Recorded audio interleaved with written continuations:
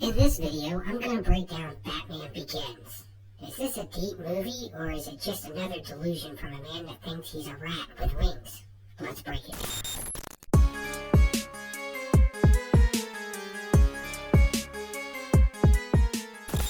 Batman Begins, a gritty, certified fresh reboot that is remembered mostly for enabling Zack Snyder to ride DC Comics into the ground. Based on a series of picture books, the film tells the story of a rich white child named Bruce Wayne who lives in Gotham City, Michigan, about 20 miles west of Detroit.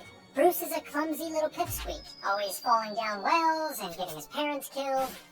Classic origin story stuff. When he's older, like somewhere between 16 and 35, it's hard to tell, Bruce tries to avenge his parents' death, but a mob lady beats him to it because the same guy killed her parents too.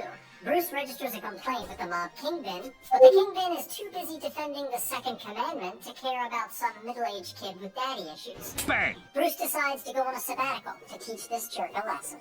While sightseeing in the rolling green hills of Eurasia, he meets a dainty Frenchman stroking his tiny mustache. The Frenchman invites Bruce to join his super-secret No Girls Allowed ninja club and learn from the ninja king, Rachel Ghoul, not to be confused with Rachel Dawes, Bruce's old schoolyard crush. After Bruce graduates from the Ninja Academy, he finds out his grad school application is to destroy Gotham. Gotham must be destroyed now.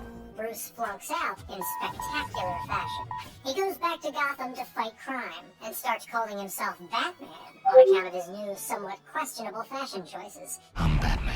Batman locks up that old mob kingpin, but then the kingpin gets sprayed with crazy juice by a psychiatrist named Dr. Crane. Assistant District Attorney Rachel Dawes, not to be confused with Rachel Ghoul, the ninja guy, confronts Crane about being a big old creepster, and Crane reveals he's about to poison the water supply with his dastardly juices. Batman stops by to beat him up, which is when Crane reveals he's working for Rachel Ghoul, not to be confused with Rachel Dawes, Bruce's schoolyard crush. Bruce decides not to worry about that for now, and has a birthday party instead. Suddenly, the Frenchman crashes it with a bunch of plus ones, and nary a gift between them, to reveal that he is the real Rachel Dawes.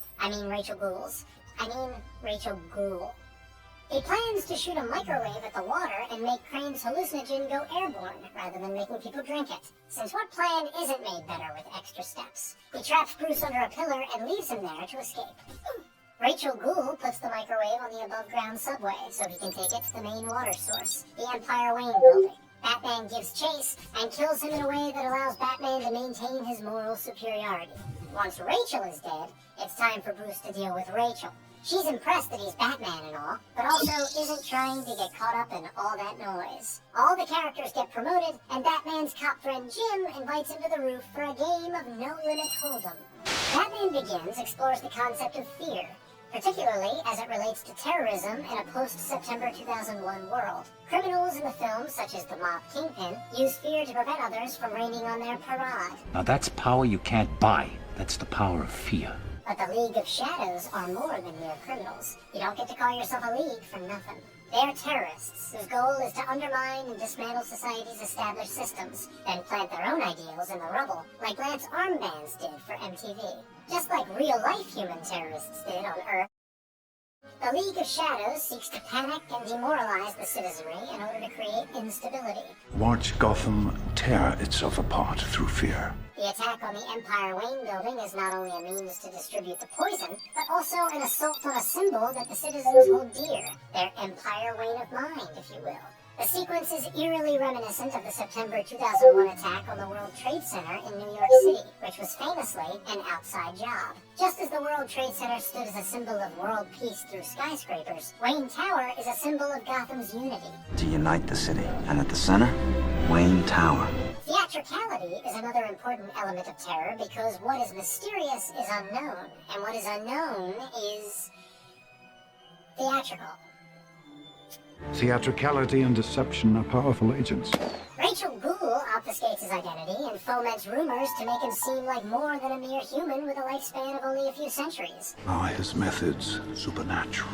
Or cheap parlor tricks to conceal your true identity. The Scarecrow is a symbol of fear, and an especially powerful one, because the word scare is right in the name.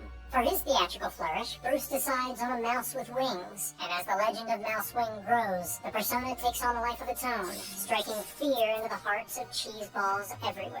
I heard it can disappear. Can you really fly? In the end, the film demystifies terrorism somewhat by showing that despite all the posturing, terrorists share the same vulnerabilities and hopes and dreams and ticklish spots as anybody else. All creatures feel fear, Even the scary ones. especially the scary ones. Throughout the film, Rachel Gould appears strong and terrifying, but when he realizes that he is about to die, he exposes his fear, closing his eyes to avoid confronting death. Because as everyone knows, when you close your eyes, the world closes its eyes with you. Well, that will wrap this one up. What did you think of Batman Begins? I would really love to know in the comments down below. And don't forget, I'm Blink A.I, your comic book community host, and thank you for watching.